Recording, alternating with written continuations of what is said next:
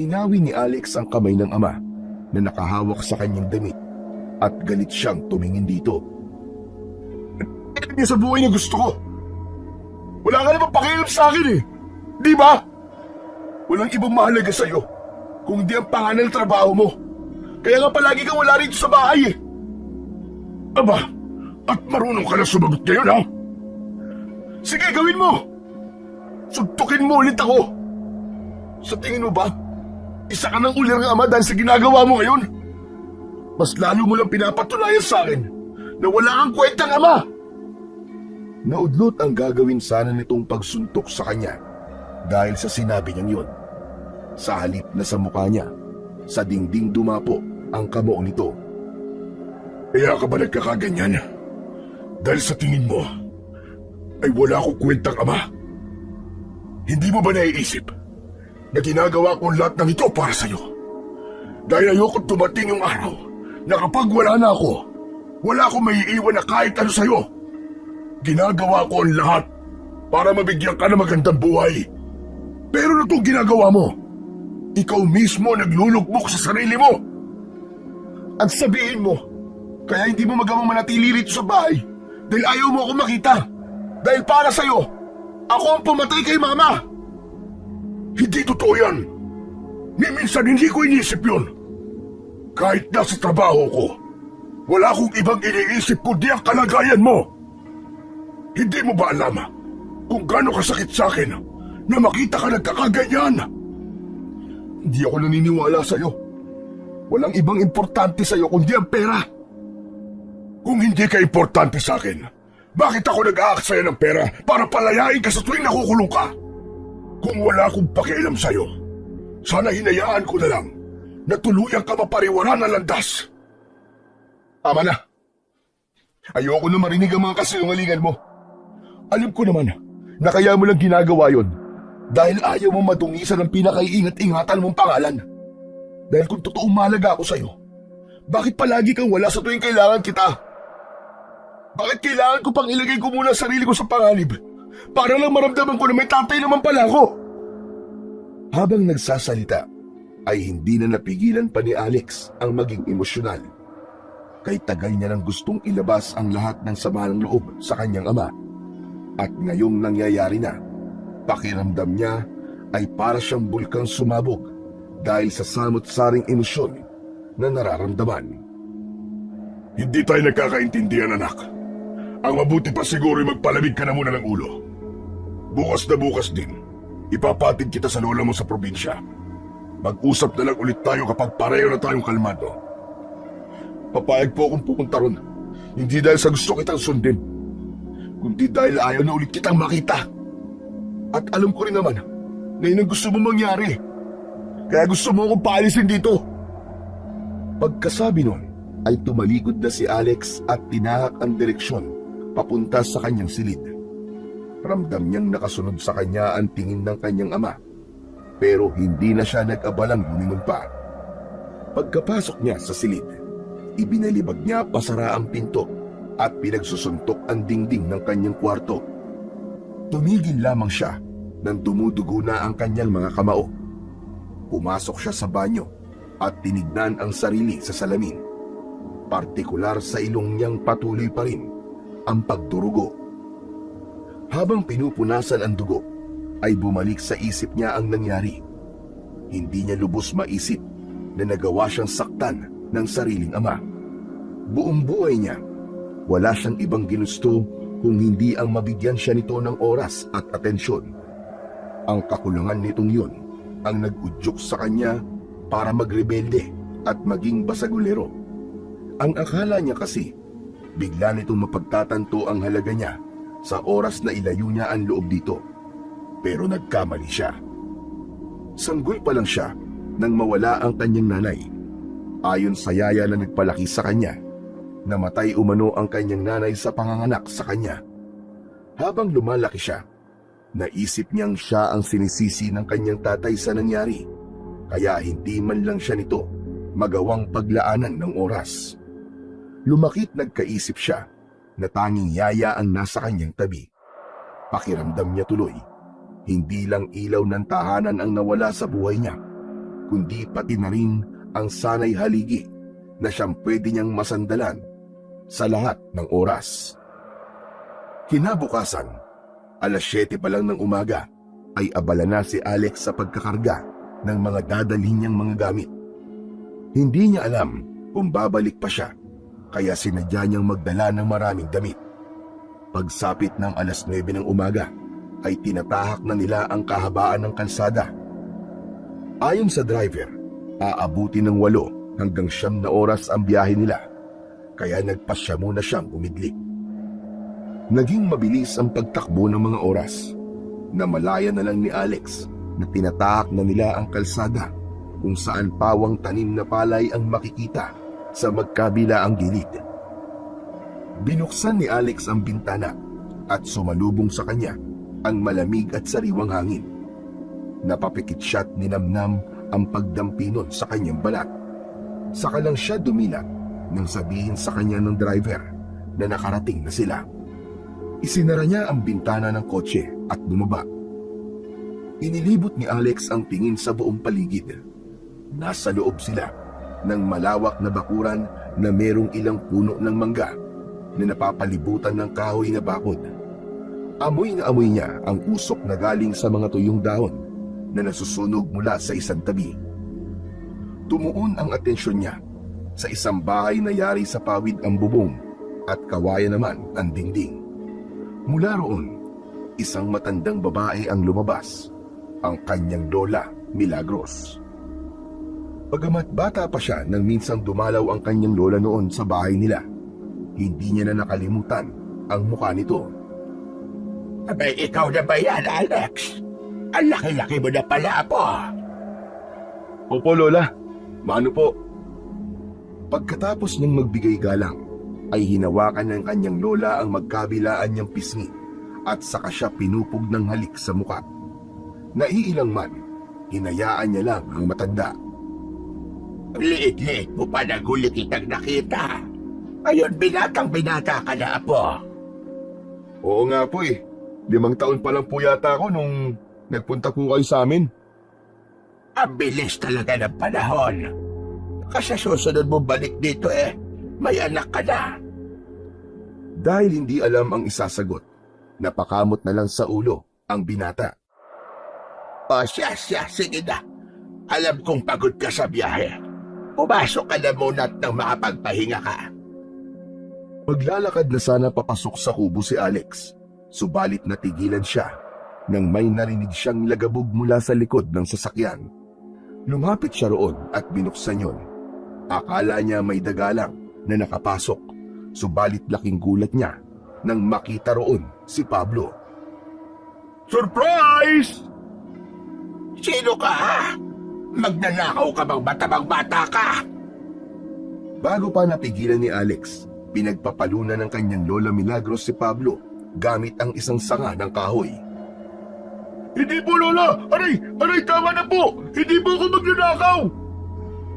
Hindi magkandamayaw si Pablo sa pagsangga sa sangang pinagpapalo sa kanya ng matandang babae. Sino ka? Ano ginagawa mo riyan? Aray, sakit!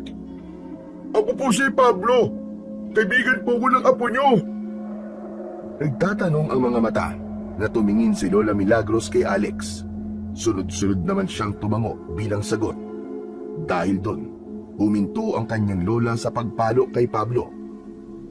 Abay, pasensya ka na, iho. Bakit naman kasi diyan ka sumakay? Akala ko tuloy isa kang kawatan. Ilang taon na po ba kayo, Lola? Ang sakit po niyong manghampas, ha? Dahil niyo ba po yung mga siga na nakaaway ko, Aray, nabali yata ang buto ko sa kamay. Hindi mapigilang matawa si Alex dahil sa sinabing yun ng kanyang kaibigan. Pasensya ka na talaga, iho. O siya, maiwan ko na muna kayo at maghahanda lamang ako ng merienda. Nang maiwan silang dalawa, ay tinignan niya si Pablo. Ano ba kasing ginagawa mo doon sa likod ng sasakyan? Paano ka nakapasok doon? Tulungan mo muna kaya akong makatayo bago ka magtanong. Ang sakit na ka ng katawan ko Bugbog na nga ako sa biyahe. Nabugbog pa ako ng lola mo. Double kill yun Sa kanya kaya ata nagmana eh. Sa halip na sundin ang sinabi ng kaibigan, muli niyang isinara ang takip ng pinagtataguan ni Pablo, dahilan para magsisisigaw ang kaibigan niya.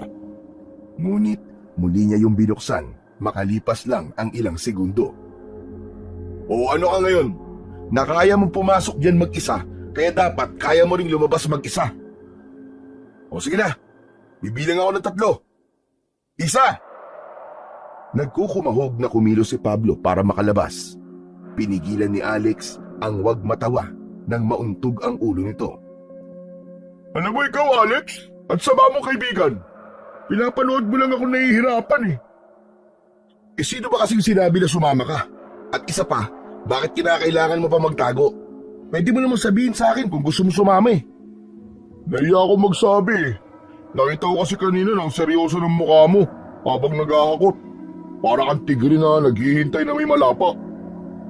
Kung ganon, ibig mo sabihin wala kang dalang kahit na anong gamit? Anong isusuot mo habang nandito ka? May pera ka ba dala? Paano ang pagkain mo? Problema ba yun? Eh di ikaw na ang bahala sa akin. Total, nandito na ako sa probinsya nyo. Bisita mo ako dito.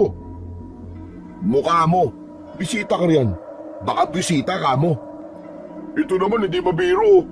Gawin mo na lang akong poging chaperon mo. Ayos lang sa akin yun. O yan ha. Total, sa'yo na rin mismo nang galing yan. Ikaw na ang bahala magpasok ng mga gamit ko sa loob. Kaya mo yan, tol. O paano? Mauna na ako. Tinapik niya muna sa balikat si Pablo bago siya naglakad palayo. Ang bihira, sineryoso nga. Talagang gagawin mo akong alila. Para kang di kaibigan ah. Umanda ka sa akin pagbalik natin sa syudad. Natawa na lang si Alex sa sinabing yun ni Pablo. Ganon sila magbiruan na magkaibigan. Boss, saan ko po ilalagay itong mga bagay niyo, boss? Tanong sa kanya ni Pablo habang bitbit ang 2 maleta. Hawakan mo na muna. Hindi ko pa alam kung saan mo pa pwedeng ilagay ang mga yan eh. Pabiro niyang sagot sa kaibigan. Eh kung ihagis ko na lang kaya sa itong mga to, at saka bakit ang dami? Grabe ah, 5 maleta talaga? Wala ka naman balak bumalik? Wala na. Bakit? Nagsisisi ka ba dahil sumama ka? Hindi ah. Kahit ilang taon pa tayo rito, ayos lang sa akin. Ang ganda nga rito eh. At isa pa. Lumapit sa kanya si Pablo at bumulong. Ayon sa kaibigan, para raw silang artista dahil may mga tao sa labas na gusto silang makita. Nang marinig ang sinabi nitong yun, tumayo si Alex at tumingin sa labas. May mangilan-ngilan niyang mga tao ang nakikiisyoso sa kanilang pagdating. O talagang dami mong alam. Sige na, tapusin mo na yung ginagawa mo. Ginagawa mo akong tau-tauhan sa paningin nila. Baka isipin nila, amo talaga kita ha. Huwag ka na magreklamo. Ikaw naman na nagsabi sa akin na pwede kitang gawin chaperon, di ba? Naputol ang pag-uusap nilang dalawa nang dumating ang kanyang Lola Milagros. May dala ang matanda na isang plato na may lamang nilagang kamote. O heto na mga iho. Magmerienda na muna kayong 2. Pasensya na't ito lang ang meron. Hindi kasi uso rito sa probinsya ang masasarap na pagkain na meron sa syudad. Ayos lang po, Lola. Sawa na rin naman na po kami sa pagkain gawa sa kung ano-anong makina eh. Sa akin po walang problema. Sanay po ako sa mga ganyang pagkain. Mabuti naman kung ganon. O siya, kain na habang mainit pa. Masarap ito sa kape. Teka, ipagtitimpla ko kayo. Muling nagtungo sa kusina si Lola Milagros at nang bumalik ay inaabot nito sa kanila ang 2 tasa na may lamang kapeng barako. Kaagad na tinanggap ni Alex ang kape at pagkatapos ay dumampot siya ng nilagang kamote. Nagustuhan niya ang manamis-namis nitong lasa kaya muli siyang kumuha. Sarap na sarap siya sa pagkain nang biglang tumawa si Pablo. Pambihira. Tignan mo tong isang to. Ano nakakatawa? Ikaw, halata ngayon ka na nakakain ng nilagang kamote, Chong. Pati balat kinain mo eh. Hindi ba dapat kakainin ng balat? Masarap naman ah. Pwede naman, pero kadalasan talaga sa mga kumakain ng ganyan, binabalatan pa nila. Eh pwede naman pala eh.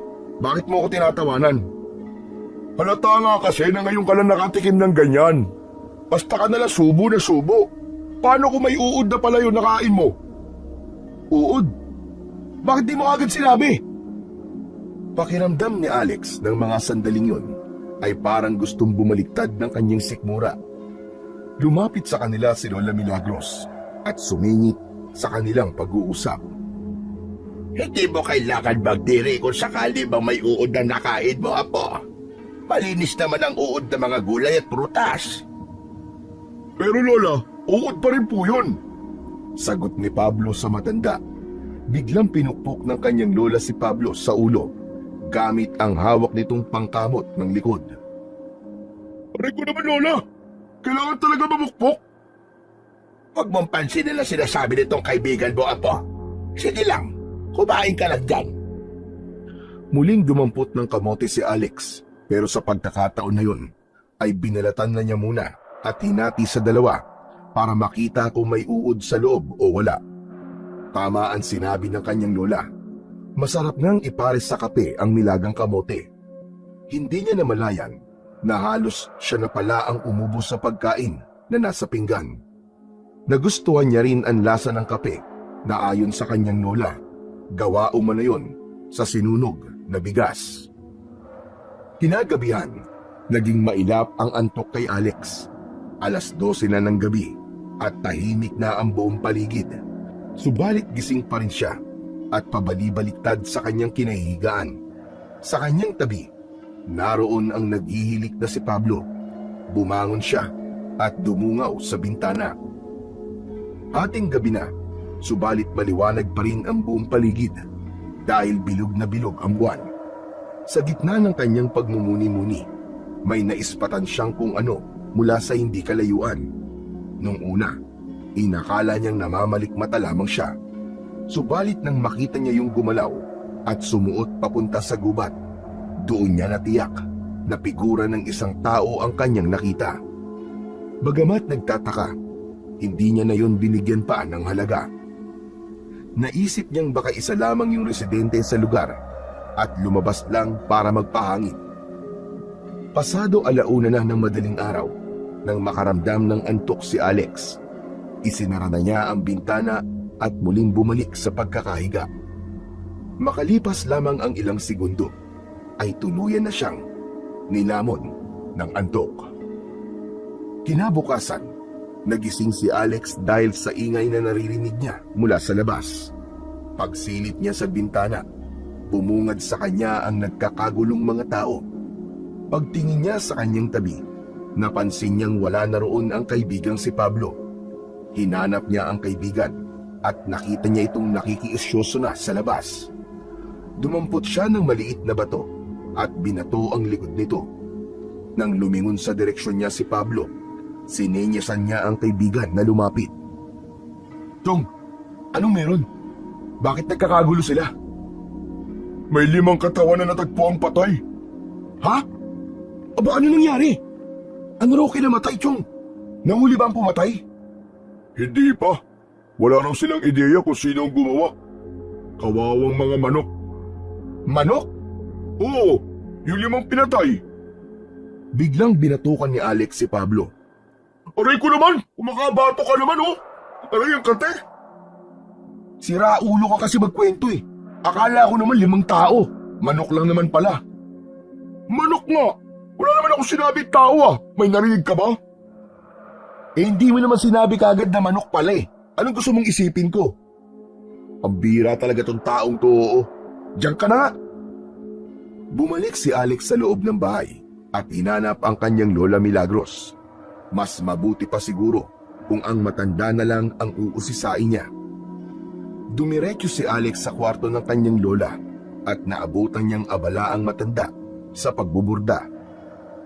May kailangan ka ba, Apo? Narinig niyo na po ba yung nangyari, Lola Milagros? Oo, Apo. Bakit? Wala po. Nagtataka lang po ako. Bakit kailangan patayin sa halip na nakawin? Yun na nga rin ang ipinagtataka ko, Apo. Mukhang dugo lang ang habol na salarin at hindi ang mismong manok. Napakunot ang noon ni Alex dahil sa kanyang narinig. na sinabi ng kanyang Lola Milagros. Bakit po dugo? Ang weird naman po nun. Ito po ba ang unang beses na nangyari po ang ganito? Hindi, Apo. Ilang beses na nitong buwan. Kung hindi manok, kalabaw o baka ang pinapatay. May hinala po ba kayo kung sino po may gawa? Wala pa, Apo. Pero baka nga taba sila. Baka isang tao na may inggit sa katawan ang nasa likod ng lahat ng ito. Sana po mahuli na po kung sino man po ang salarin. Nakakabahala rin po. Baka po kasi sa susunod, hindi na hayop ang biktimahin niya. Sana nga, Apo. Ipagdasal natin na sana mahuli na ang may sala. Magsasalita pa sanang muli si Alex. Subalit naudlot yun dahil may narinig siyang bulahaw ng isang bata mula sa labas. Akmang sisilip sana siya sa bintana pero pinigilan siya ng kanyang lola.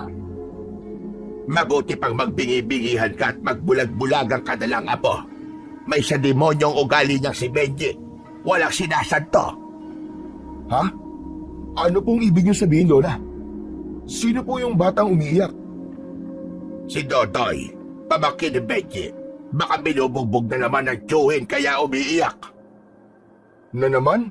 Ibig sabihin palagi po siyang binubugbog?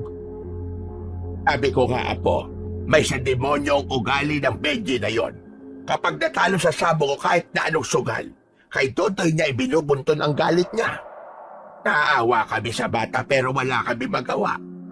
Ilan niya nga sa mga kababaryo natin na nagtangkang umawat kapag sinasakta niya si Dodoy. Pero pagbabanta lang ang natatanggap nila. Dahil sa narinig, tumayo si Alex at tinungo ang pinto. Tinangka siyang pigilan ng kanyang lola, subalit hindi siya nakinig.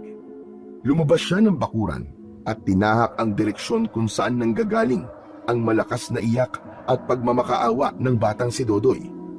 Nang makarating sa mismong tapat ng bahay, bigla niyang sinipa ang pinto. Doon tumambad sa kanya ang kalunos-lunos na itsura ni Dodoy habang walang tigil na hinahambalos gamit ang isang kawayan na patpat. Tinanong siya ng tiyuhin ng bata kung sino siya, pero hindi niya pinansin ang sinabi nito. Tuloy-tuloy siyang naglakad palapit at walang sabi-sabing binigyan ng suntok ang mukha ng lalaki. Hindi pa siya nakontento.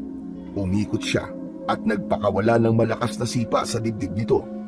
Tumalsik ang lalaki at tumagos sa pawid na dingding. Nang bumagsak ang lalaki sa lupa, pinaibabawan niya ito at pinagsusuntok sa mukha. Wala sana siyang balak tumigil kung hindi lang siya inawat ng kaibigang si Pablo. Tol! Tol, tama na! Tama na, Tol! Baka mapatay mo siya, Tol! Naimasmasan lang si Alex nang muli niyang makita ang itsura ng bata. Lumapit siya rito at inilihad ang isa niyang kamay. Tumingin lang sa kanya si Dodoy at pagkatapos ay tumingin sa direksyon ng lalaki na ngayon ay tumatakbo na papalayo. Huwag ka matakot, bata. Hindi ka niya na masasaktan simula ngayon. Sa gulat ni Alex, bigla siyang niyakap ng bata. Ramdam niya ang nanginginig nitong katawan. Marami pong salamat. Marami pong salamat. Paglabas ni Alex kasama si Dodoy, ay sa kanila tumuon ang atensyon ng mga taong naroon na nakikiusyoso. Ang iba ay natutuwa sa ginawa niya, subalit may ilan din namang hindi. Ayon kasi sa kanila, baka pati sila ay madamay kapag naghiganti si Benji. Hindi pinansin ni Alex ang bulong-bulungan. Hinawakan niya si Dodoy at isinama pauwi. Pagdating sa kanilang bahay, kaagad silang sinalubong ng kanyang Lola Milagros. Lola, ikaw na po ang bahala sa mga sugat niya. Sige, Apo. Lilinisin lang naman at pagkatapos ay tatapalad ang halabang gamot. Ang buong akala ni Alex ay tanging sa braso, binti at mukha lang ang sugat na meron ang bata. Subalit nang maghubad ng damit si Dodoy, tumambad sa kanyang paningin ang likod, tiyan at dibdib nito na puno rin ng sugat at peklat. Kaagad na umiwas ng tingin si Alex dahil hindi niya kayang tingnan ng matagal ang kaawa-awa nitong itsura. Hindi na iwasang ikumpara ni Alex ang sarili kay Dodoy. Naisip niyang maswerte pa rin talaga siya dahil hindi niya naranasan ang pinagdaanan nito. Inagabihan, habang nagpapahangin sa bakuran kasama si Pablo, ay lumapit sa kanila si Dodoy. "Oh, bakit gising ka pa? Matulog ka na. Masama sa bata nagpupuyat."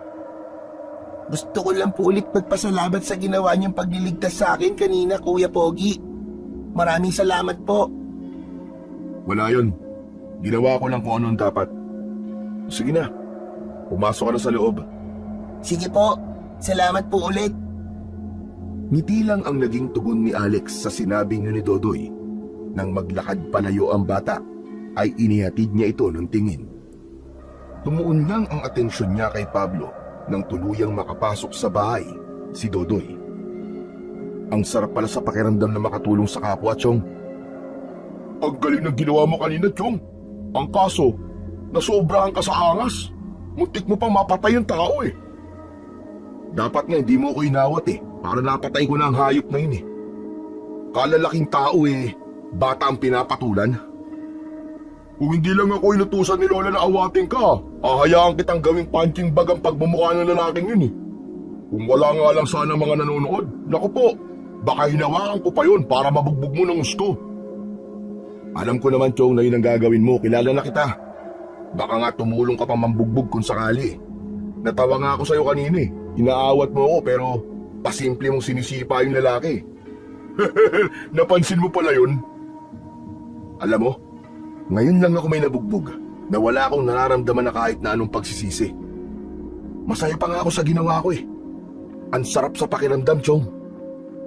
"Anong plano mo kapag binalikan ka ng Benji na yun? Narinig mo naman ang sinabi ng ilan sa mga taga rito. Tsak na hindi daw yung titigil hanggat hindi nakakaganti." "Kapag ginawa niya yun, may dahilan na ako para tapusin siya. Wala na makakapigil sa akin." "Hindi ka ba natatakot na baka idamay niya ang lola mo?" "Chong, hindi mangyayari yun. Magagawa niya lang siguro yan kapag wala ako rito." "Tukol pala riyan, Chong. Hanggang kailan tayo rito?" "Di ko alam eh. Basta sa ngayon, ayoko munang umuwi. At isa pa, hindi ako pwedeng basta umalis na lang pagkatapos ng nangyari. Baka nga, balikan ng Benji na yun si Lola at si Dodoy kapag wala na ako. Dapat tsaking ko munang hindi na siya babalik bago ko umalis." "Anong balak mong gawin ngayon?" "Kapag nakita ko ulit siya, susubukan ko siyang kausapin na maayos. Kung pera lang ang mahalaga sa kanya, bibigyan ko siya ng sapat na halaga para hindi niya galawin si Lola at si Dodoy." "Maganda yung naisip mong solusyon, Chong. Mukha nga madadaan sa pera ng lalaking yun." "Teka, bakit mo nga pala natanong kung kailan ako babalik? Bakit, naiinip ka na ba kagad, ha? Nabuburyong ka na? Kung gusto mo lang bumalik, aba pwede ka naman mauna eh." "Hindi naman sa ganon, Chong. Ikaw naman, nagtatanong lang naman ako eh. Alam ko naman kasi na hindi ka sanay sa ganitong lugar at pamumuhay." "Oo, tama ka. Hindi nga. Pero kumpara naman sa bahay na wala akong ibang kasama kundi kasambay at driver, mas gusto ko na lang dito." "Alam mo, Tol, minsan hindi na kita maintindihan. Ano bang ayaw mo sa buhay mo? Ibig ko sabihin, ang ganda-ganda kasi ng buhay mo eh. Mayaman kayo at hindi mo na kailangan magbanat ng buto para mabuhay. Pero bakit hindi ka masaya? Kung ako siguro nasa kalagayan mo, baka araw-araw ako nagwawaldas ng pera sa halip na makipagbasag ulo sa kung saan-saan." "Nasasabi mo lang yan, Chong, kasi hindi ikaw ang nakakaranas ng sitwasyon ko. May mga bagay na higit na mahalaga kaysa sa pera." "Sa amin mahihirap, Chong. Walang ibang mahalaga kundi ang kumita ng pera." "Naiintindihan ko naman ang kahalagahan ng pera sa buhay ng tao, pare. Ang hindi ko lang maintindihan, bakit may mga magulang na kayang baliwalain ang anak nila dahil lang sa pera?" "Ang mama ko, kaya siya pumunta ng ibang bansa para matustusan ang pangangailangan namin magkakapatid. Baka ganun din ang papa mo. Baka kaya siya lagi nakasubsob sa trabaho para maibigay niya ang lahat ng gusto mo." Yan nga sabi niya sa akin, pero hindi ako naniniwala doon. Simula ng bata pa ako, ganun na siya eh. Naniniwala kasi ako sa kasabihan na kung talagang mahalaga ka sa isang tao, Kaya kanilang isingit sa oras nila, kahit na gaano pa sila kabisi. Sa bagay, tama ka. Si Mama kasi, palagi siya nangungumusta sa akin. Nagpakawala ng isang malalim na buntong hininga si Alex bago muling nagsalita. 8:00 na pala. Tara na, pasok na tayo sa loob. Sabay silang pumasok sa loob ng bahay at pumesto sa kani-kanilang higaan. Makalipas lamang ang ilang sandali ay naghihilik na kagad si Pablo. Gaya ng nagdaang gabi, madaling araw na ulit nakatulog si Alex. Mabilis na lumipas ang mga araw. Hindi na malaya ni Alex na mag-iisang buwan na pala siyang nasa probinsya. Sa loob ng maiksing panahon niya sa lugar, marami na siyang natutunan at pakiramdam niya ay isa na talaga siyang ganap na probinsyano.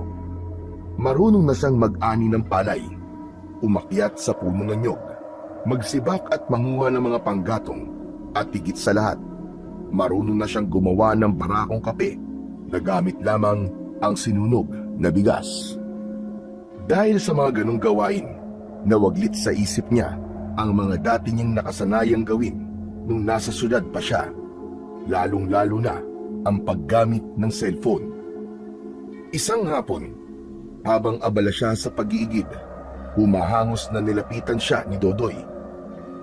Kuya Pogi! Kuya Pogi! Si Kuya Pablo po! Hindi makababa! Ano? Hindi makababa saan? Halika po, dali! Sumunod po kayo sa akin! Sinundan niya si Dodoy nang tumakbo ang bata palabas ng bakuran. Nakarating sila sa bukid at doon nakita niya si Pablo na nasa taas ng isang puno ng nyog. Parang butiki na nakayakap sa puno ang kaibigan habang sumisigaw ng saklolo. Hindi napigilang matawa ni Alex. Pambihira ka! Ano ba kasi nakain mo at naisipan mong umakyat? Akala ko kasi madali lang bumaba eh. Parang awa mo na, Chong. Nangangamit na mga braso ko, baka mahulog ako dito. Aba, bahala ka riyan. Marunong kang umakyat. Dapat marunong ka rin bumaba. Paano ba ginagawa yun? Hindi ko nga alam eh. Sakit na ng itlog ko. Kanina pa ako nakabuka ka dito, Chong. Maawa ka naman. Magpadaus-dus ko na lang pababa. Baliw ka kasi. Bakit ka ba umakyat dyan? Gusto lang naman kitang gayahin, Chong eh. Malay ko bang mas mahirap palang bumaba kaysa umakyat? Magpadaus-dus ka na nga lang. Yan lang ang may papayo ko sa'yo. Saluhin mo ako kapag nakabitaw ako, ha? Akong bahala. Sige na, dalian mo na. Ginawa nga ni Pablo ang sinabi niya. Nagpadaus-dos ang kaibigan pababa sa puno hanggang sa tuluyang makarating sa baba. Hindi alam ni Alex kung matatawa ba siya o maaawa sa kaibigan dahil sa itsura nito. Andaya, bakit kapag ikaw ang umaakyat parang ang dali-dali lang sa'yo? Madali lang naman talaga eh. Mali kasi ang ginawa mo. Eh paano ba dapat? Akyat ka ulit. Ituturo ko sa'yo. Naku, hindi na bale. Okay na ako. Kuya Pogi, alam mo ba kung bakit umakyat si Kuya Pablo? Kasi gusto niya magpasikat sa anak ni Aling Tess. Hoy, bata ka. Huwag ka maniwala riyan, Chong. Gusto ko lang talaga subukang umakyat at kumuha ng bunga. Sigurado ka bang gusto mo lang kumuha ng bunga? Oo nga, Chong. Hindi ka ba naniniwala sa akin? Gusto ko na sana maniwala sa iyo eh. Ang kaso, walang bunga tong puno na inakyat mo. Anong pipitasin mo dyan, dahon? Natigilan si Pablo at tumingin sa itaas. Nang mapagtanto nitong nagsasabi siya ng totoo, biglang napakamot sa ulo ang kaibigan. Nagpapasikat pala, ha? Ha! Yan ang napapala mo. Huwag ka maingay. Baka mamaya may makarinig pa eh. Mas lalo pa niyang inalaska ang kanyang kaibigan. Tumigil lang siya nang tingnan siya nito ng masama. Magpapasikat na lang kasi, palpak pa. Heh!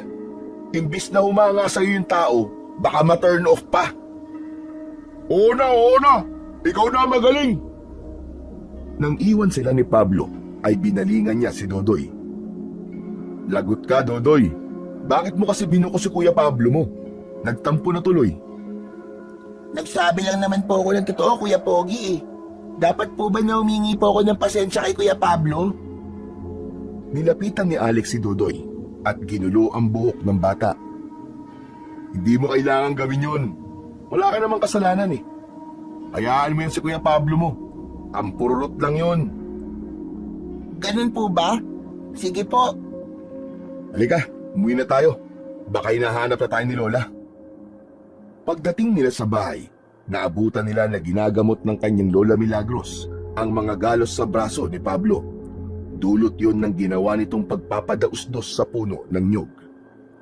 Bakit mo naman inutusan na magpadaos-dos itong si Pablo, Apo?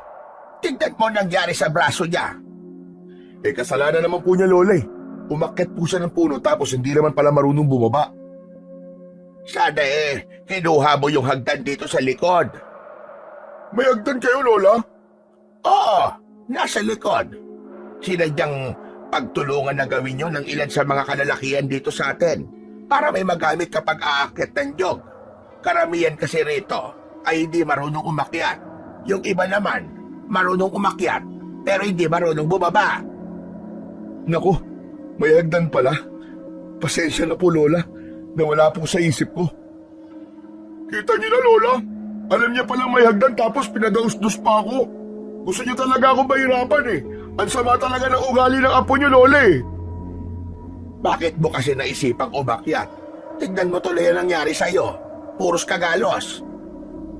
Wala po, Lola. Sinubukan ko lang naman po kung kaya ko eh. O sige na. Pagkatapos nito, bawal ka munang maligo ha. Hayaan mo munang masipsip ng sugat mo tong halamang gamot na ididikit ko rito sa mga sugat mo. Handa ka na ba? Ididikit ko na ha. Medyo mahapdi ito.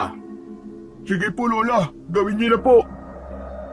Natawa si Alex nang mapansin niyang nagpipigil ang kaibigan na huwag sumigaw habang idinidikit ng kanyang lola ang halamang gamot sa mga sugat nito. Hinawakan pa siya nito sa damit. Parang doon ibinuhos ang pagtitimpi sa sakit. Bumitaw lang ang kaibigan nang tapos na ang kanyang lola sa ginagawa. Ayan, tapos na. Huwag mo munang babasahin na. Bukas ka na maligo. Opo, Lola. Maraming salamat po. Pagsapit ng gabi, pare-pareho silang maagang pumesto para magpahinga.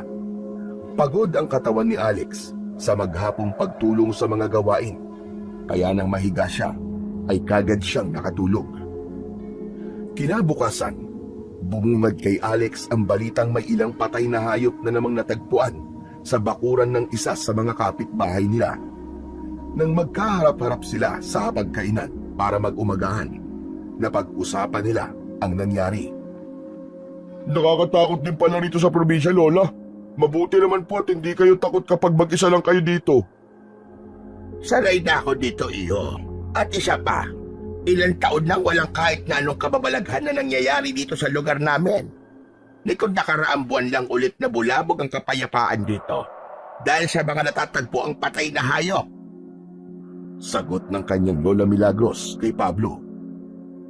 Dapat po mahuli na po ang salarin eh. May mga naghahanap na po ba sa kanya? Gusto ko pong tumulong sa paghahanap. Hindi dapat hinahayaan ang pag-alagala sa paligid ng mga ganong tao, Lola. Baka mamaya mas malalang krimen na magawa niya.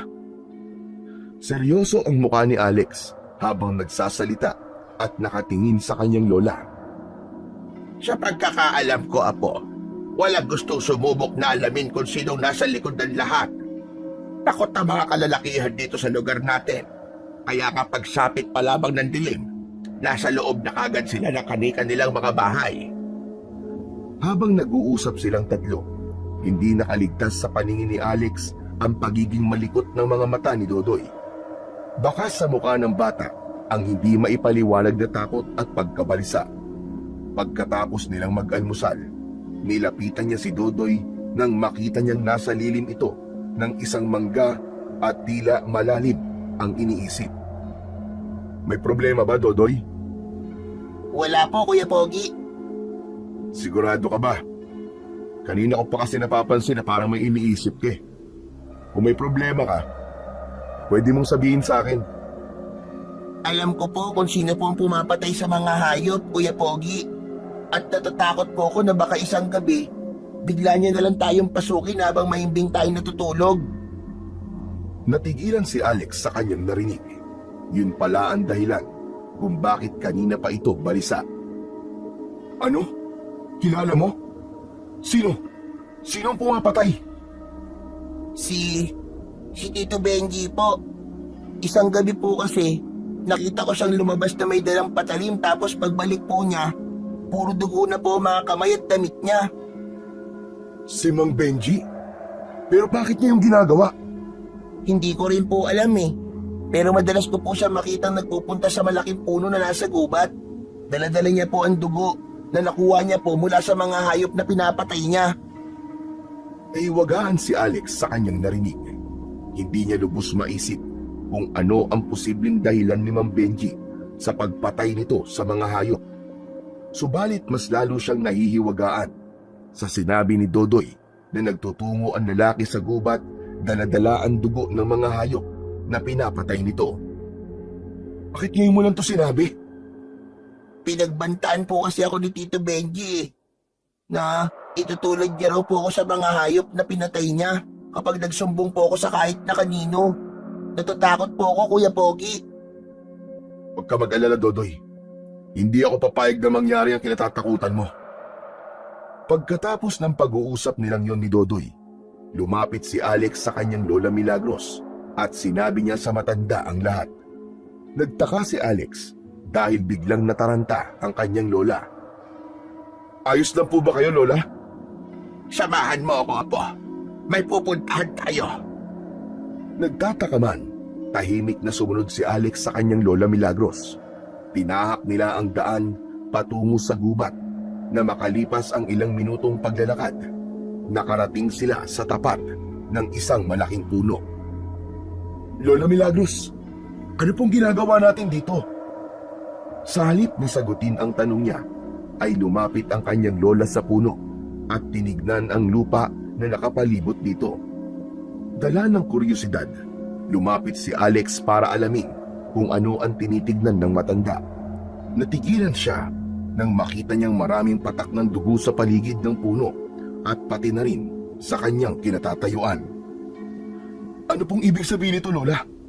Bakit puro dugo po ang lupa rito? Sinusubukan silang buhayin ni Benji gamit ang itim na orasyon, Apo. Hindi ko alam na may natutunan pala ganito si Benji mula sa yumao niyang ama. Sila?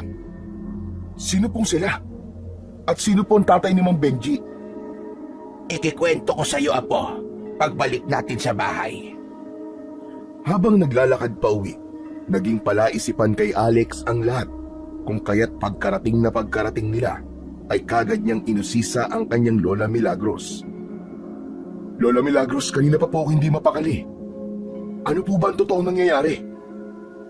Ganito kasi yan, Apo. Ang lugar na pinuntahan natin kanina, isa yung libingan. Libingan ng mga aswang. Napaawang ang mga labi ni Alex dahil sa narinig na sinabing yun ng kanyang Lola Milagros. Aswang? Aswang po, Lola? Yung nakakatakot po na nilalang na kumakakain ng tao? Oo, Apo, tama ka. Ako ang naglibing sa kanila roon. 4 na dekada na ang nakakaraan. Kayo po? Ibig po sabihin natalo niyo po sila? Teka, paano niyo po nagawa yun? Malalakas po mga aswang, hindi po ba? Ang totoo niyan, Apo. Dati akong albularyang manunugis ng aswang. Nang makilala ko ang lolo mo, naisip kong talikuran ang lahat at mamuhay ng tahimik kasama niya. Inuwi niya ako rito at nagsama kaming dalawa. Naging masaya ang unang ilang taon ng aming pagsasama. Ngunit isang araw, bigla na lang nagbago ang lahat nang may isang pamilya na bigla na lamang lumipat dito. Ano pong kinalaman ng pamilya na yon sa pagsasama niyo ni Lolo? Pamilya sila ng mga aswang, Apo. Tama ang iyong narinig. Nalaman ko yon nang unang beses ko pa lang silang nakaharap dahil baliktad ang refleksyon ko sa mga mata nila. Ano pong ginawa niyo? nung malaman niyo pong aswang sila? Buntis ako sa nanay mo ng mga panahong yon. Kaya naisip kong wag na lang pansinin kung ano nalaman ko. Ngunit isang gabi, bigla na lang nila kaming sinalakay. Sa kasamaang palad, napatay nila ang lolo mo. At dahil kinailangan kong protektahan ang sarili ko at ang bata sa sinapupunan ko, napilitan akong bumalik sa dating ako. Nang gabi rin na yon, natalo ko sila at napatay. Paano po nasangkot ang tatay ni Mang Benji sa nangyari? Kaibigang albularyo siya ng lolo mo, apo. Pero hindi siya mabuting tao. Noong gabing sinalakay kami ng aswang, hindi niya kami tinulungan kahit alam niya ang nangyayari. Bukod sa akin, siya lang ang bukod tanging nakakaalam kung saan ko inilibing ang katawan ng mga aswang. At marahil nabanggit yon kay Benji bago siya nawala. May pinagmanahan pala ang hayop na Mang Benji na yun. Pareho sila ng tatay niya na masama ang ugali. Nababahala ako, apo. Sa oras na magtagumpay si Benji na buhayin ng mga aswang, siyak na malaking panganib ang maidudulot nun sa mga tao. Posible pa po bang mabuhay ang matagal ng patay, Lola Milagros? Kung 4 na dekada na po ang nakakaraan, ibig sabihin po nun kalansay na po lamang ang mga katawan nila. Malaki ang nagagawa ng itim na orasyon, apo.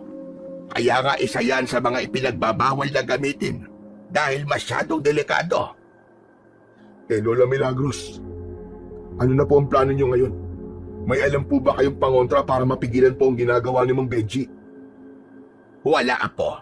At kung meron man, sa tingin ko huli na rin naman ang lahat. Nagtaka si Alex sa kanyang narinig. Ano, Lola? Huli na? Ano pong ibig niyo sabihin? Matagal na ginagawa ni Benji ang orasyon. Kaya sa tingin ko naghihintay na lamang siya ng tamang oras para malaman ang resulta, apo. Kung ganun po anong gagawin natin sa oras na magtagumpay si Mang Benji? Hindi ko rin alam, apo. Ang mabuti pa siguro, bumalik na kayo sa syudad habang may oras pa. Isama mo na rin si Dodoy. Sunod-sunod ang ginawang pag-iling ni Alex bilang pagtutol sa sinabing yon ng kanyang Lola Milagros. Hindi pwede, Lola. Hindi ka namin iiwan dito. Aalis lang kami rito kung sasama ka. Hindi ako pwedeng umalis sa lugar na ito, apo. Nandito ang lahat ng alaala ko sa lolo mo. At isa pa, matanda na rin naman ako, apo. Kung hindi ka aalis dito, Lola, hindi rin po ako aalis. Sasamahan ka namin dito kahit na ano pa po mangyari. Ama nga ang nakarating sa akin na bali-balita patungkol sa iyo, apo. May katigasan nga talaga ang ulo mo. Hindi naman sa pagiging matigas ang ulo, Lola. Hindi ko lang po talaga kayang umalis ng bigla at iwan kayo rito sa ganitong sitwasyon. Matapos ang pag-uusap nilang yon ng kanyang Lola Milagros, naging balisa na si Alex. Nababahala siya sa mga posibleng mangyari. Nag-aalala siya, hindi lang para sa kaligtasan nila, kung hindi pati na rin sa kaligtasan ng mga tao sa lugar na yon. Kung tutuusin, pwede silang umalis na lang ng bigla at lumayo sa panganib. Subalit alam niyang hindi kakayanin ng kanyang konsensya na basta na lamang tumakas. Isang umaga, naisip ni Alex na ipaalam kay Pablo ang lahat. Sinabi niya sa kanyang kaibigan ang lahat ng kanyang nalaman at gaya ng inaasahan, bakas sa mukha nito ang labis na pagkagulat at takot. Ano? Aswang? Totoo pala ang mga yun? Ang akala ko kasi nun, panakot lang yun ang mga magulang sa atin. Kwentong barbero, ganun. Ako man hindi rin ako makapaniwala na totoo pala sila. Madalas, napapanood ko lang sila sa mga palabas sa TV. Ano plano mo ngayon, Alex? Tumakas ka na, Pablo. Isama mo si Dodoy. Bumalik na kayo sa Maynila. Susunod na lang ako kapag naging maayos na ang lahat. Hindi ako pwedeng umalis na lang ng basta-basta dito at iwan si Lola. Teka. Gusto mong bumalik na ako sa syudad at isama ko si Dodoy tapos iiwan kita rito? Aba, hindi naman yata pwede yan, Chong. Ang dami na natin pinasok na gulo na magkasama. Ngayon pa ba kita iiwan? Iba ang sitwasyon ngayon, Tol. Hindi basta-basta ang kalaban natin. Mga aswang sila. Malalakas sila kumpara sa ating mga tao. Kahit na, hindi pa rin kita iiwan. Kung gusto mo silang labanan, nasa likod mo lang ako. Tapos itutulak kita. Tinignan ng masama ni Alex si Pablo. Nagawa pa talagang magbiro ng kaibigan sa kabila ng lahat. Biro lang tol, ha? Alam mo naman, kaya kong sumalo ng bala para sa'yo, hindi ba? Alam ko, Chong. Kaya nga gusto kitang pabalikin sa syudad eh. Alam ko kasi na kapag nalagay ako sa panganib, kaya mong isakripisyo ang buhay mo. Alam ko naman na kaya mo rin gawin yung para sa akin, Chong. Kaya patas lang tayo. Marami ka na nagawa para sa akin, Pablo. Sasamantalayin ko na ang pagkakataon na pasalamatan ka sa lahat. Dahil baka hindi na ulit ako magkaroon ng pagkakataon pagkatapos ito. Wala yun, Chong. Ikaw rin naman eh. Marami ka nagawa para sa akin. Kung hindi dahil sa mga tulong mo, hindi sana na ipagamot ang kapatid kong bunso. Teka. Sandali nga lang. Bakit ba ang drama natin? Para naman tayo namamaalam sa isa't isa nito eh. Masamang damo tayo, hindi ba? Hindi tayo mamamatay. Ikaw to nauna nagdrama eh. Naawa lang ako sa'yo eh. Akala ko nga, bigla ka na lang aamin na matagal ka na palang may gusto sa akin eh. Oy, Chong, hindi tayo talo ha? Binatukan ni Alex ang kaibigan dahil sa sinabing yun. Ayan, loko, yan ang bagay sa'yo. O ano pinagsasabi mo eh? Kita mo na, masyado kang defensive eh. Pasensya ka na tol ha, hindi talaga tayo talo. Akmang babatukan sana ulit ni Alex si Pablo nang bigla siyang tawagin ng kanyang Lola Milagros. Malalaki ang mga hakbang na lumapit siya sa matanda. Bakit po, Lola? May mahalaga akong sasabihin sa iyo, Apo. Halika, sumunod ka sa akin. Pumasok sila sa loob ng silid ng kanyang Lola Milagros at mula sa silong ng higaan nito ay isang maliit na baul ang inilabas ng matanda. Nang buksan yun ng kanyang lola, ay tumambad sa kanya ang isang punyal at isang kwintas na may palawit na tatsulok. Hindi ba? Nabanggit ko sa iyo na dati ako maninugis ng aswang, Apo? Opo. Ano po ba ang mga yan, Lola? Ang patalim na ito ang nagsilbi kong armas at ang kwintas naman na ito ang nagsilbi kong lakas sa tuwing makikipaglaban ako sa mga aswang. Nahiwagaan si Alex sa kanyang mga narinig mula sa kanyang Lola Milagros. Teka po, Lola, hindi ko po maintindihan. Ano po ba ang meron sa mga yan? Anting-anting ang tawag sa kwintas na ito, Apo.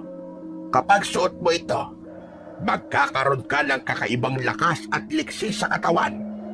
Dahil sa kwintas na ito, kaya nagtagumpay ako na matalo at mapaslang ang mga aswang. Hindi ko akalain na totoo pala mga tungkol sa mga anting-anting. Bakit mo pala pinapakita sa akin ang mga yan ngayon, Lola?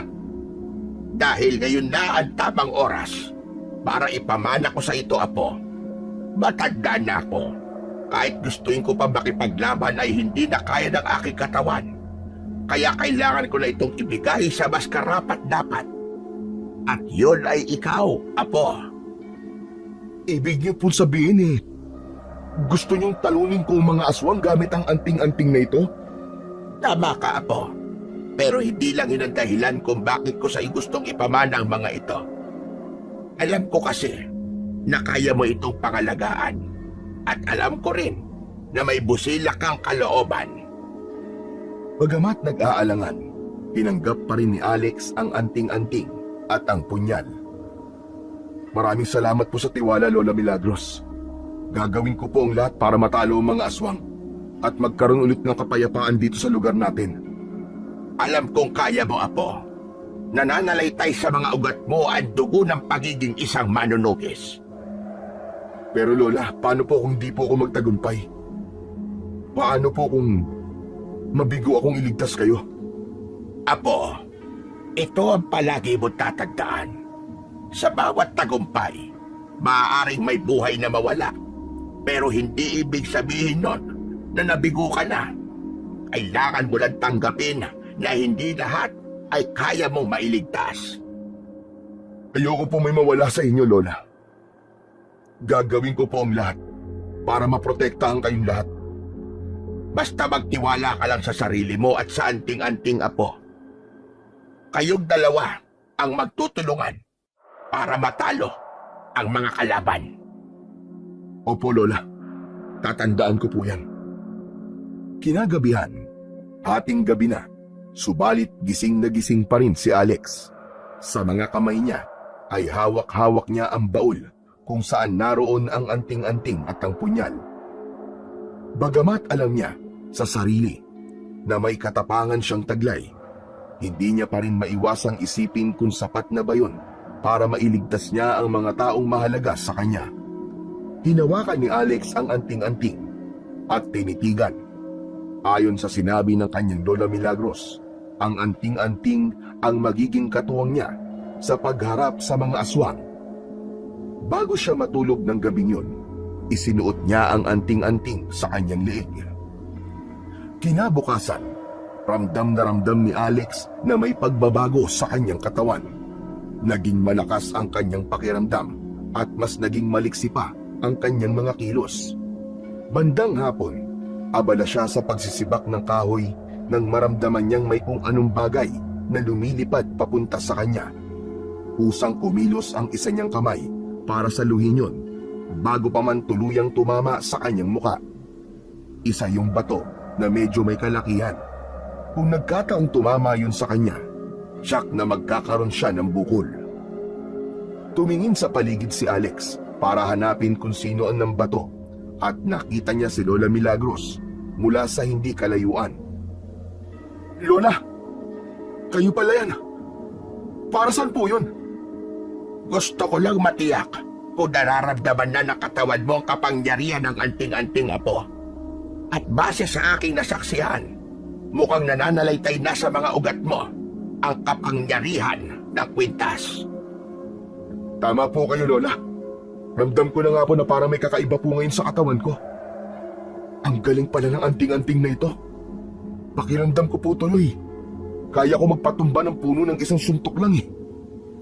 Bakit hindi mo subukan na po para malaman natin?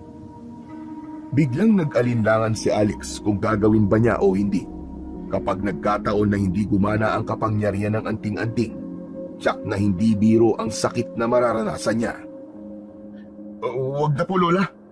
Baka mamaya may makakita pa sa akin. Wala ka bang tiwala sa anting-anting apo? Hindi ba sabi ko sa'yo, yan ang magiging katuwang mo. Dapat pagtiwala ka sa kanya. Sige po.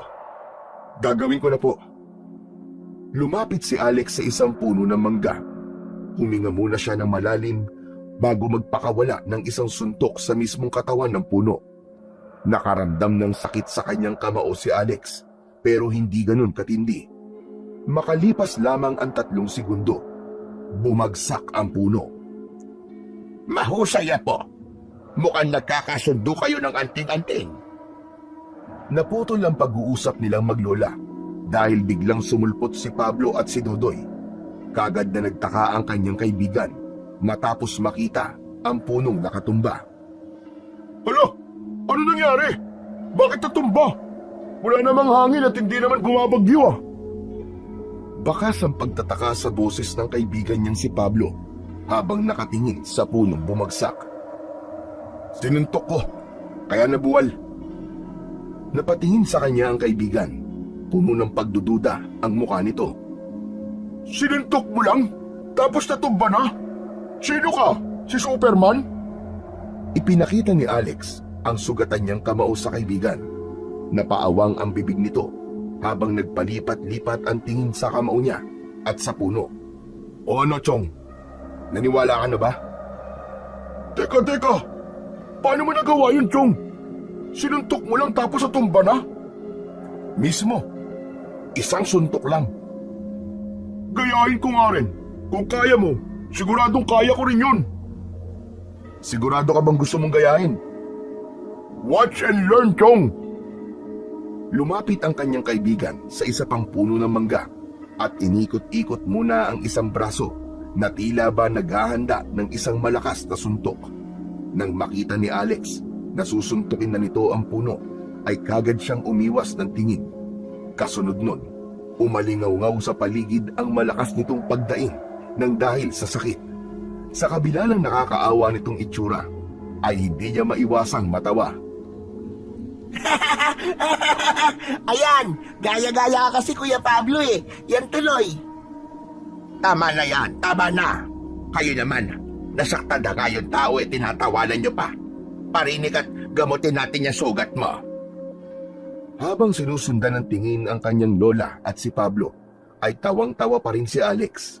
Tumigil lang siya nang mapansin niyang nag-iimbestiga ang titig sa kanya ni Dodoy. Kuya, paano niyo po napatumba yung puno? Sasabihin ko sa iyo sa tamang panahon, Dodoy. Tara na, sundan natin sila. Hinagabihan, habang nakadungaw sa bintana at nagmamatsyag sa paligid, ay isang kahinahinalang tao ang nakita ni Alex. Tinaak nito ang daan patungo sa kagubatan, kaya kagad siyang nakakutob na si Benji yon. Lumabas siya ng kanilang kubo at sinundan ang lalaki. Natiyak niyang si Benji ang lalaki nang huminto ito sa tapat ng malaking puno kung saan nakalibing ang mga aswang. Nakita niyang ibinuhos ni Benji sa lupa ang laman ng dala nitong timba na sa tingin niya ay dugo. Hindi na niya hinintay na matapos ang lalaki sa ginagawa. Lumabas siya sa kanyang pinagtataguan. Mang Benji, itigil mo na yung ginagawa mo bago pa mahuli ang lahat. Tumingin sa direksyon niya si Mang Benji at nang makita siya nito ay kagad na nataranta.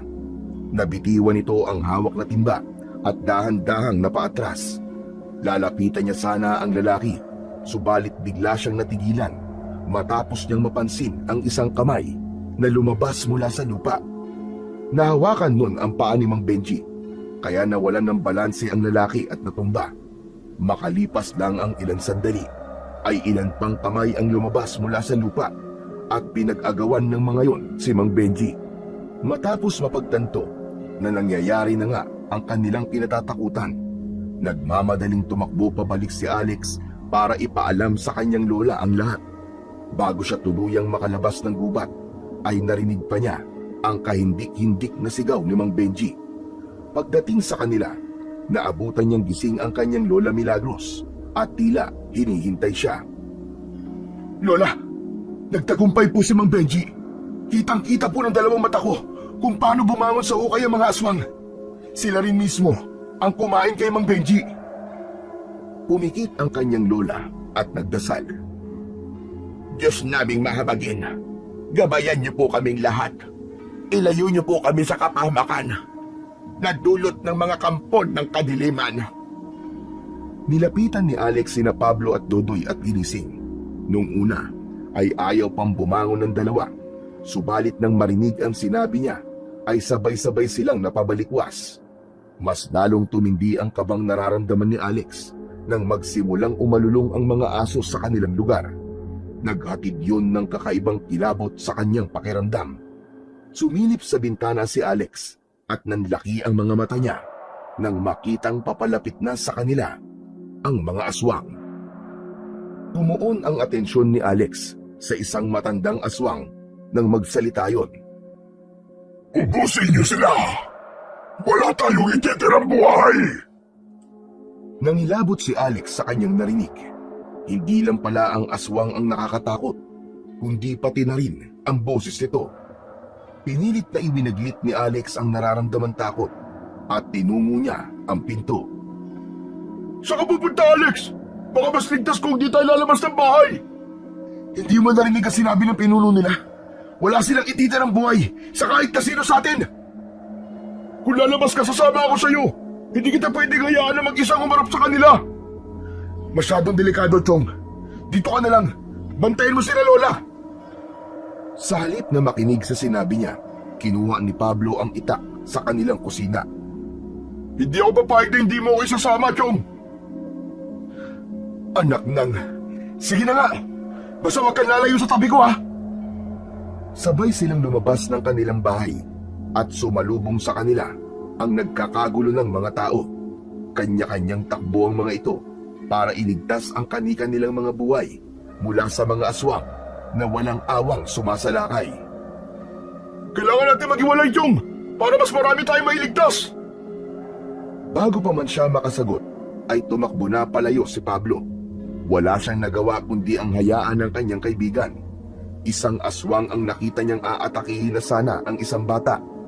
Mabilis siyang kumilos at iniharang ang kanyang katawan sa bata. Ang matutulis na kuko ng aswang na tatama sana sa bata ay sa likod niya bumaon. Humarap siya sa aswang at hindi niya na ito hinintay pang muling makagawa ng hakbang. Hinugot niya ang patalim sa kanyang tagiliran at pinadaan niya yon sa leeg ng aswang. Laslas ang leeg nito na bumagsak sa lupa. Sunod niyang hinarap ang aswang na magtatangka sanang pumasok sa kanilang bahay. Pinalipad niya ang hawak niyang patalim at bumaon yun sa likod ng ulo ng aswang. Inilibot ni Alex ang tingin sa paligid at hinanap ang kaibigang si Pablo. Nang hindi niya makita, napagdesisyonan niyang hanapin ang kaibigan. Habang naglalakad, napahinto siya nang maramdaman niyang may mga matang nakatingin sa kanya. Tumingin siya sa kanang bahagi niya at nakita niya ang matandang aswang sa bubungan ng isang bahay. Dahan-dahan siyang napaatras bilang paghahanda sa gagawin nitong pag-atake. Tumayo ang aswang at nang akmang tatalunin siya nito, ay sinalubong niya ito ng isang malakas na suntok sa muka. Tumilapon ang aswang at humampas ang katawan sa isang malaking puno. Ang akala niya ay hindi na nito magagawa pang makatayo, subalit nagkamali siya. Parang walang nangyari na muling tumayo ang aswang at muli siyang inatake. Hindi niya inaasahan na ganun to kabilis makakabawi sa ginawa niya, kaya hindi niya na napaghandaan nang sunggaban siya nito. Bumagsak sila sa lupa at kagad siya nitong sinakmal sa balikat. Napangiwi si Alex dahil sa sakit na nararamdaman, sanhi ng pagbaon ng matutulis nitong pangil sa kanyang balat. Gamit ang buo niyang lakas, sinikap niyang pagpalitin ang kanilang pwesto. Nang siya na ang nasa ibabaw ng aswang, sunod-sunod niya itong binigyan ng suntok sa muka. Subalit hindi niya inaasahan na bigla na nitong ibabaon ang matutulis itong mga kuko sa kanyang tagiliran. Kaya bumagsak siya sa tabi nito habang sapu-sapo ang sugat. Bumangon ang aswang at sinakal siya. Itinaas pa siya nito sa ere at pagkatapos ay biglang inihagis. Humampas ang katawan niya sa isang puno at kagad niyang naramdaman ang paglandas ng malapot na malansang likido sa kanyang pisngi. Galing yun sa kanyang ulo. Kahit nakaramdam ng pagkahilo, sinikap niya pa rin tumayo. Bilib ako sa tibay mo, bata. Pero tingnan ko lang kung makakatayo ka pa pagkatapos ito. Dinampot ng aswang ang isang putol na puno ng nyug at itinaas nito yun gamit ang dalawa nitong kamay. Sa bigat at laki nun, tiyak ni Alex na hindi na siya makakatayo pa sa oras na tamaan siya nun. Nang ihagis nito yun sa direksyon niya, ay sinalubong niya yun ng kanyang kanang kamao.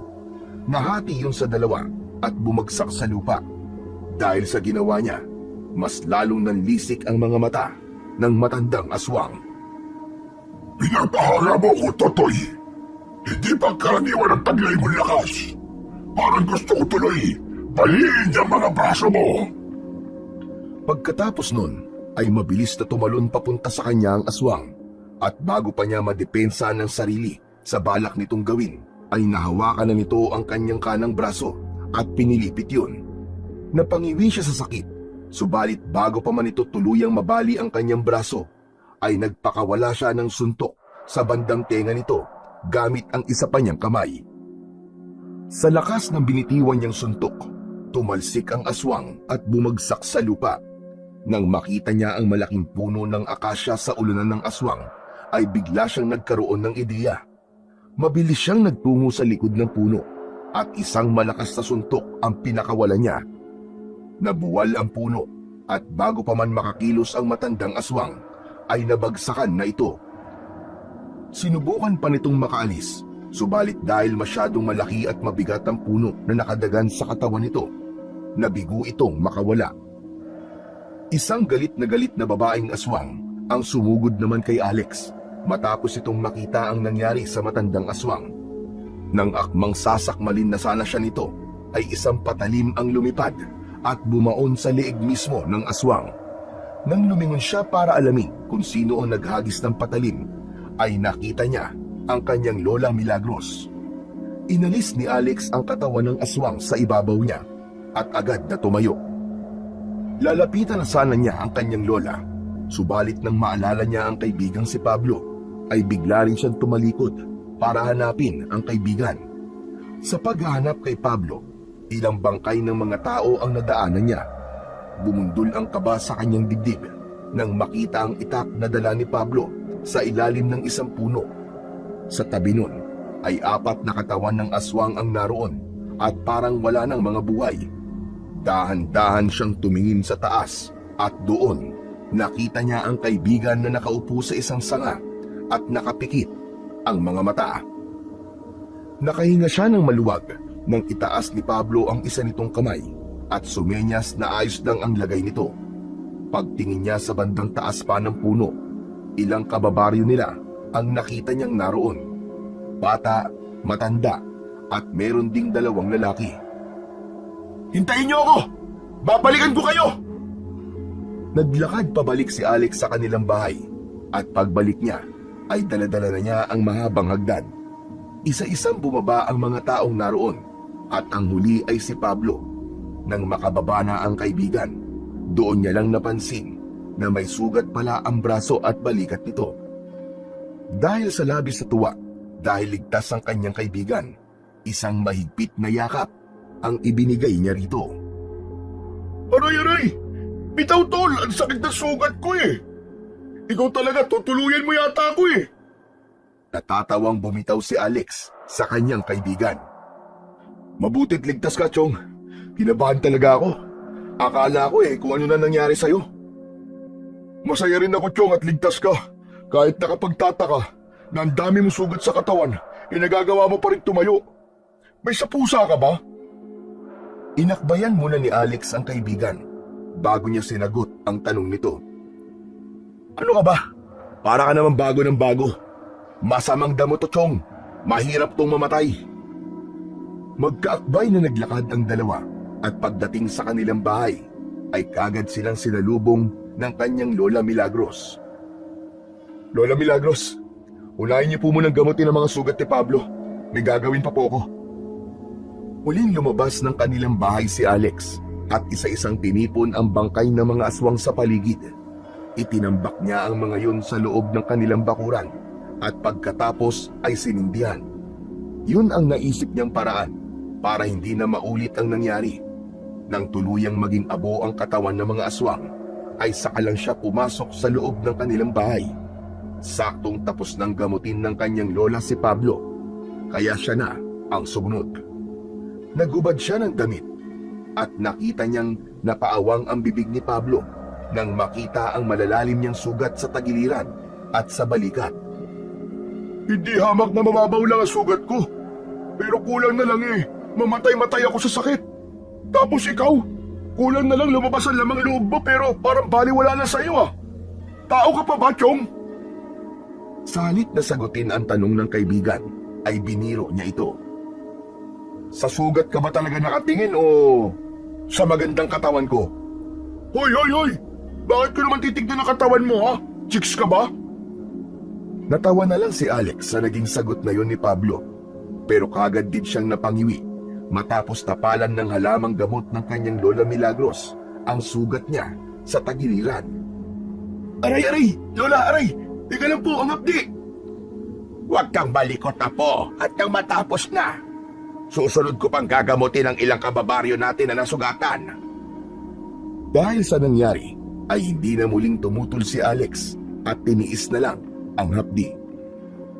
Makalipas ang ilang araw, napagdesisyonan ni Alex na bumalik na ng syudad. Pagkatapos ng nangyari, naisip niyang hindi niya mapapatawad ang kanyang sarili kung sakaling namatay siya nang hindi man lang nakakausap ng maayos ang kanyang ama. Gusto niya sanang isama si Dodoy, subalit dahil mas gusto ng bata na manatili kasama ang kanyang Lola Milagros, hindi niya na ito pinilit pa. Sigurado ka bang ayaw mo sumama sa amin, Dodoy? Babalik naman tayo rito eh. Hindi na po, Kuya Pogi. Hihintayin ko na lang po kayong bumalik. Mag-iingat po kayo sa biyahe, ah. Nilapitan niya si Dodoy at ginulo ang buhok ng bata. Magpapakabait ka. Pagbalik ko, may pasalubong ako sa'yo. Opo, Kuya Pogi. Magpapakabait po ako. Tutulungan ko po si Lola Milagro sa mga gawain po dito sa bahay. Aasahan ko yan ha. Ikaw na muna ang bahala ngayon kay Lola. Sumunod na nilapitan ni Alex ang kanyang Lola Milagros. Lola Milagros, aalis na po kami. Maraming salamat po sa lahat. Pero huwag po kayo mag-alala, Lola. Babalik din po kami agad sa susunod na buwan. At kung papayag po si Papa, baka po isama ko siya. Mag-iingat kayo sa biyahe, Apo. Ikamusta mo na labag ako sa papa mo? Opo. Paano po, Lola? Aalis na po kami.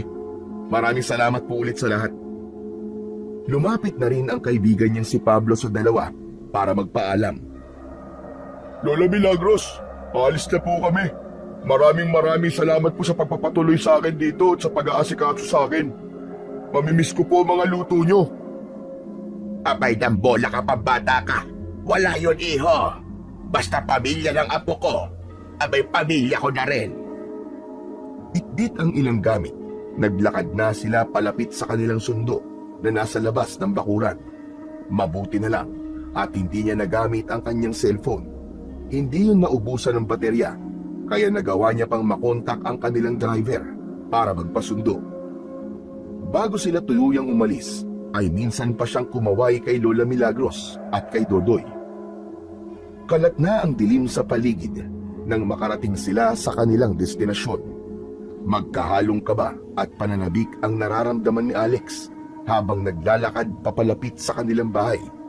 Pagpasok niya sa pinto, nakita niya ang kanyang ama na nakaupo sa sofa at tila hinihintay siyang dumating. Wala siyang inaksayang sandali. Nilapitan niya ang ama at sinalubong ng yakap. Naramdaman niyang niyakap din siya nito at marahang tinapik-tapik ang kanyang likod. Pa, sorry. Sorry din, anak. Sa sobrang pagnanais ko na mabigyan ka ng magandang buhay, hindi ko napansin na nagkukulang na pala ako sa'yo. Ang buong akala ko, sapat na naibibigay ko ang lahat ng gusto mo para maging isang mabuting ama. Ayos lang, pa. Naiintindihan ko na po ang lahat ngayon. Pasensya na po kung naging sarado po ang isip ko nung huli tayo nagkausap. Ako ang dapat na humingi ng pasensya sa iyo, anak. Nasaktan kita ng araw na yon. Ang laki ng pagkukulang ko sa iyo. Tapos ako pa ang may ganang magalit. Magsasalita pa sana si Alex, subalit naudlot yun nang biglang sumingit sa usapan nila si Pablo. Pasensya na po, Sir Oscar, ano? Kung nabala ko po ang father and son moment yung dalawa. Bigla kasi ako nauhaw eh. Pwede po ba makiinom? Aba, oo naman, Pablo. Pero hindi tubig ang iinumin natin ngayong gabi, ha? Umiinom ka ba ng alak? Nako, hindi po ako marunong tumanggi sa grasya, Sir Oscar. Ikaw naman, iyo, masyado kang formal. Dito na lang ang itawag mo sa akin. Hindi kita masyadong kilala pero alam kong mabuti kang kaibigan sa anak ko. Kaya simula ngayon, pamilya na rin ang turing ko sa'yo. Maraming salamat po, Sir Tito. Nang gabing yon, uminom silang tatlo. Yun ang unang beses na nakainuman niya ang sariling ama at pakiramdam ni Alex ay siya na ang pinakamasayang tao sa mundo ng mga sandaling yon. Mula noon ay palagi nang pinaglalaanan ni Mang Oscar ng atensyon ng anak para hindi na maulit ang kanilang hindi pagkakaunawaan. At yun naman talaga ang nararapat. Umaalis ito paminsan-minsan para asikasuin ang ibang negosyo, pero naiintindihan naman yun ni Alex dahil napagtanto niya na para sa kanya ang ginagawa ng kanyang ama. Isang buwan ang lumipas. Muling bumalik sa probinsya sina Alex at Pablo para magbakasyon. Ngunit sa pagkakataon na yun, kasama na nila ang kanyang amang si Oscar. Hindi na naging lihim sa kanyang ama ang kabayanihang ginawa ni Alex sa baryo na yon at labis ang paghanga at pagmamalaki niya para sa kanyang anak. Nagpasalamat din si Oscar kay Lola Milagros dahil sa lahat ng tulong na ginawa nito para sa kanyang anak. Lalo na kung hindi nagbakasyon si Alex sa probinsya ay hindi na sila magkakaayos pa.